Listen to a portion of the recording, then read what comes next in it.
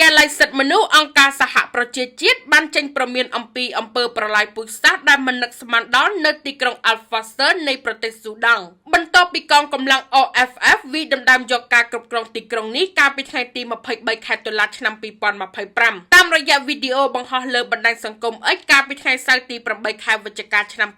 2025លោកស្រីលីហ្វុងតំណាង UN ទទួលបន្ទុកសិទ្ធិមនុស្សនៅប្រទេសស៊ូដង់បានថ្លែងថា10ថ្ងៃមកនេះ Al-Fasher បានក្លាយជាទីក្រុងនៃភាពទុក្ខសោកវាពោពេញដោយការវាយប្រហារយ៉ាងឃោរឃៅបំផុតជនស៊ីវិលដែលរួចរស់ជីវិតពីការឡោមព័ទ្ធនិងអស់អរិយភាពអស់រយៈពេល18ខែឥឡូវកំពុងស៊ូទ្រាំនឹងអំពើខុសខើដែលមិននឹកស្មានដល់មនុស្សរាប់រយនាក់ត្រូវបានសម្លាប់រួមទាំងស្ត្រីនិងកុមារគ្រួសារទាំងមូលត្រូវបានកំទេចនៅពេលដែលពួកគេរត់គេចខ្លួនអ្នកខ្លះទៀតបានបាត់ខ្លួនការព្រមានរបស់លោកស្រីកាត់ឡើងចំពេលមានរបាយការណ៍អំពីការសម្លាប់រង្គាលការប្រហារជីវិតលើអ្នកគ្មានកំហុសអំពើហិង្សាផ្លូវភេទពាសវាលពាសកាលរួមទាំងការចាប់រំលោភជាក្រុមការចាប់ជំរិតការប្លន់និងការវាយប្រហារលើមន្ទីរពេទ្យនិងបុគ្គលិកមនុស្សធម៌